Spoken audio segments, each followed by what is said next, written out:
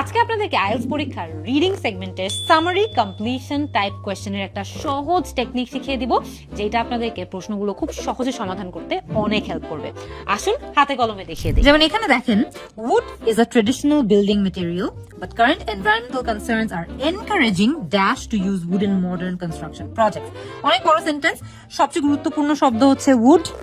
আচ্ছা, একটা traditional building material, environmental concerns হচ্ছে আরেকটা গুরুত্বপূর্ণ কিওয়ার্ড।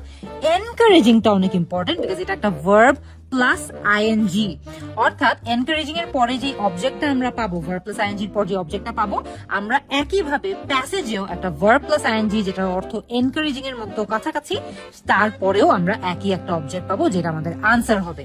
চলেন দেখি উড নিয়ে কোথায় কথা বলা হয়েছে। A possible alternative to concrete is wood. আচ্ছা, Making buildings from wood may seem like a rather medieval idea, অনেক পুরনো দিনের আইডিয়া, বাট ক্লাইমেট চেঞ্জ, মনে আছে এনভায়রনমেন্টাল কনসার্নস পড়েছিলাম, সেটাকে এখানে বলা হয়েছে climate change. So driving architect মানে হচ্ছে আর্কিটেক্টদের মোটিভেট করছে বা ড্রাইভ করছে। তাহলে এখানেও কাদেরকে এনকারেজ করবে? আর্কিটেক্টদেরকে। তাই আমাদের এই অ্যান্সারটা হচ্ছে আর্কিটেক্ট, এনকারেজিং আর্কিটেক্টস, আর এখানেও ড্রাইভিং আর্কিটেক্টস। অনেক সহজ ছিল না? আইএলটিএস পরীক্ষা কিন্তু অনেক সহজ হয়ে যায় যখন আমাদের এরকম ইম্পর্টেন্ট টিপস এন্ড টেকনিক্স গুলো জানা থাকে। কমেন্ট করে জানিয়ে দিন আর কোন টপিকের উপর এরকম ভিডিও আপনারা চান।